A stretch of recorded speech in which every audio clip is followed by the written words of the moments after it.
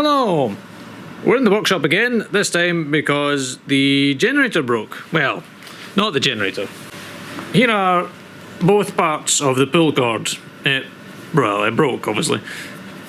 Going by the look of the fraying on it, it's been catching on the inside and just decided to snap when I was trying to start it. So this is the suitcase style silent generator. The other half's over there. I should have filmed taking it to bits, but we'll film putting it back together. That's more or less exactly all the stuff you need to know, but in reverse. Unlike on an open frame generator, where you can actually get to the pull cord because it's on the outside, you just undo the bolts.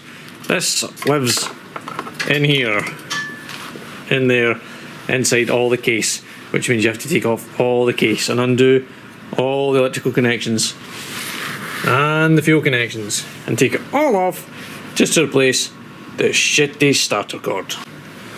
So, poke your starter cord into the hole, and then you're going to have to rotate the thing and try and fish it through the next hole. Missed.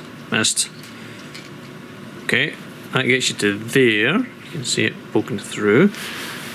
And if you get like a pair of long nose pliers, you can pull it out and tie a knot in it. Or 2 knots if you prefer, for extra security. I'm just going to give it 1 knot because that will be more than that. Ah, hell, why not 2?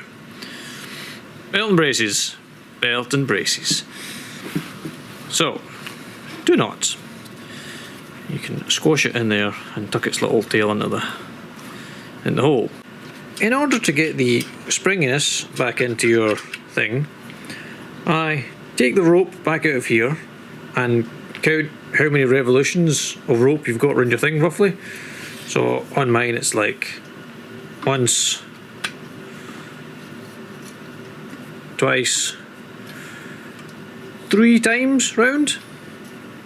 So then going with the spring, against the spring, so it springs back, go round once, twice, and then third time brings it, and don't let go because it will just ping and you don't want it to ping. So you've got your bit of rope hanging out.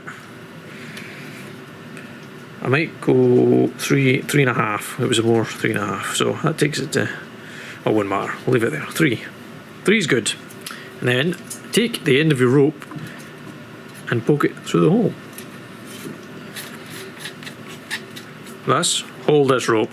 When you let go, it winds on and should leave you with just a little bit that you can tie the handle onto, and tie it on so you've got a bit of spring tension to keep the handle in, which obviously on the suitcase generator you've got, you know, that much distance between the inside and the outside, so you can pull out a little bit and that'll keep it secure on the side of the generator. So it's just a matter of putting all that back on to the generator. The pull starter's fairly easy. It just had 3 bolts holding on, and you'll notice I've made a mark here, and you probably can't see it, but there's a mark on the generator as to its orientation, which is there, like that.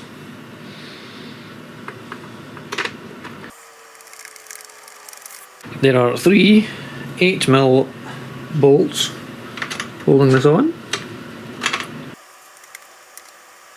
My hands are all greasy. Where is my duster?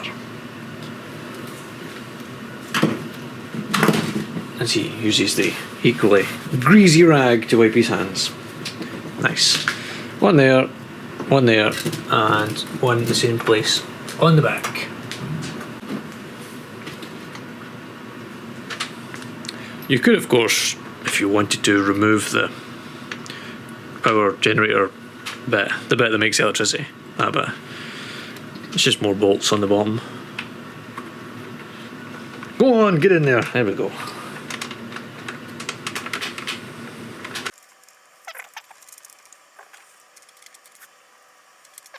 Now would be a good time to carefully pull the cord to make sure it's actually engaging on the engine, and it is, and do not let go of the cord and let it spring inside.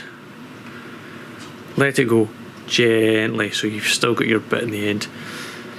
You could even put a pair of vice grips or something on the end just to make sure it doesn't disappear inside, or tie a temporary knot, also a good idea.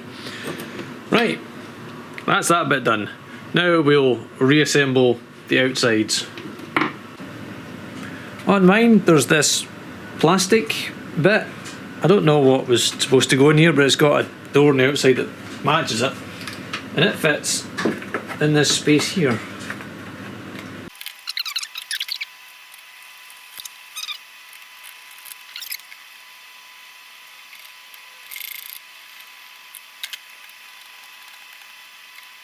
Okay, that's that bit in. I'm not entirely sure of its purpose, but it's back in.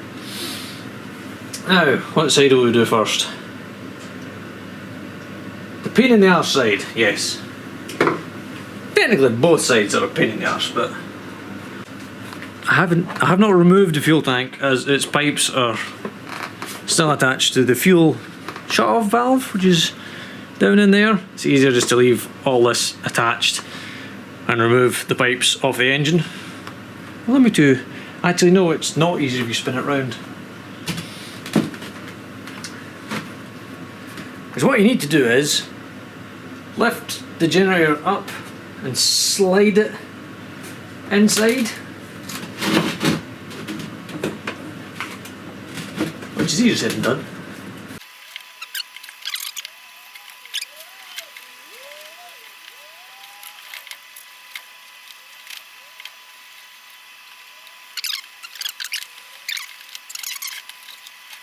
On this one, if you can see in there are two tabs. Get out of the way, War.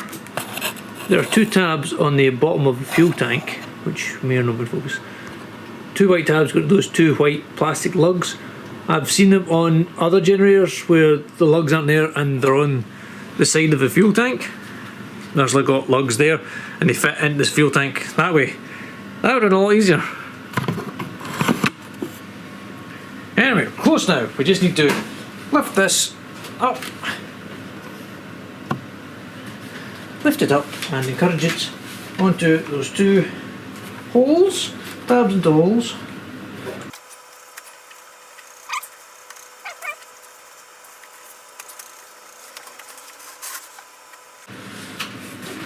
Okay, it's in, sort of, as best as it can be in just now. The two tabs are into that plate. Now we'll rotate it.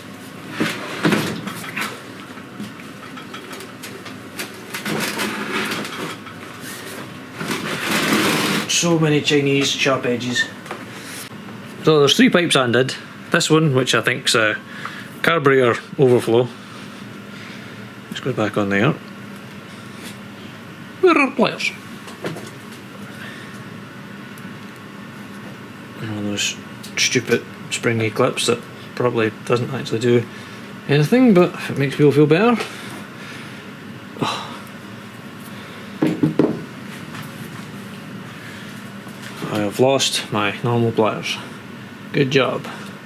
Remember, always start with the right tools.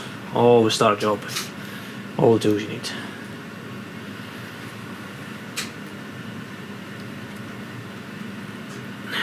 That on there. This one for the fuel filter, that's what I was looking for. Fuel filter.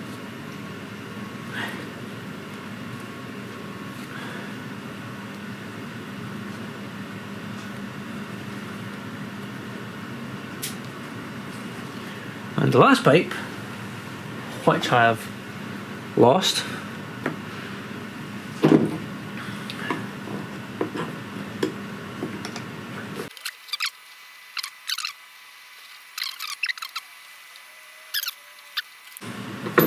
why don't you just undo the primer bulb?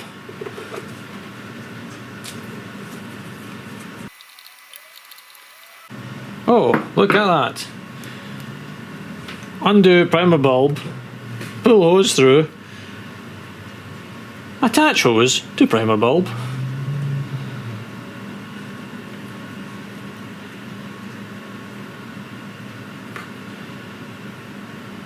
Oh, come on now.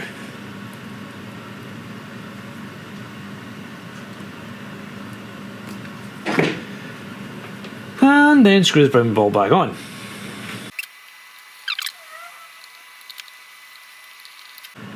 Okay, so far so good. All the plumbing's back in. We've got this half of the thing on. Right, let's spin it around and put the other half in. This side is the side which has all the plugs, wires and electronics. I have marked all of mine. That one's got a plus on it. That one's got 2 dots and it goes one way.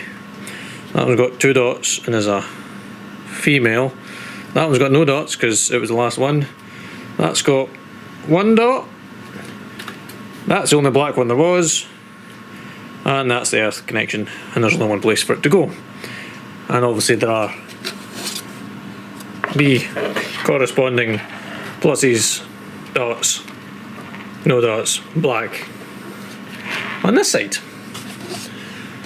This side is a lot easier to fit, especially when you can tip it up. You probably won't be able to see any of this. All I'm going to do is plug all the connections back together. The black one goes to the black one. The 1 dot goes to the 1 dot.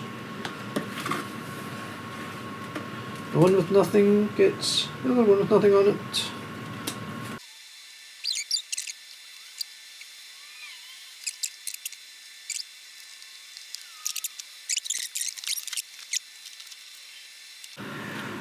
So I have re-tied on the outside starter pull, but I've not put it back through the starter pull door because the angles are all wrong. No wonder it was frayed. So there's the bit over there, and you'll see that's a nice straight pull now, whereas that brought it out that way, so it was like pulling off at 2 angles, so it was rubbing on there and rubbing on that one. So I'm just going to leave that off and I'll just pull it out of there. Right, let's do a quick perimeter of screws for you. This is the back of the screws, so the screw head's on the other side. One there, one there, one in there. You should have 2 in the front. No, I can't get that one to go back in, so I'm not putting it back in. On the back, 1, 2, 3, 4, 5, 6 on the exhaust covery bit.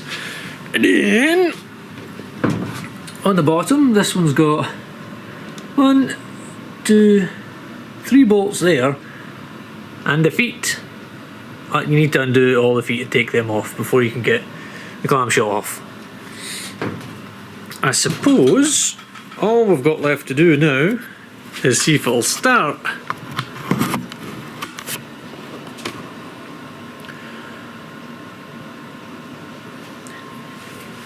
Engine stop. Off. Economy off. Choke on start. Give it a prime. 1, 2, 3, 4, 5, 6, 7. Fuel was on, which is nice. Get our starter cord. It's already started to fray on that bit. Marvellous. Listen to it.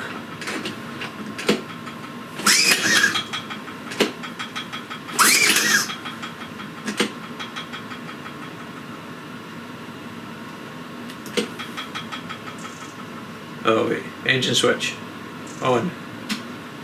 Okay.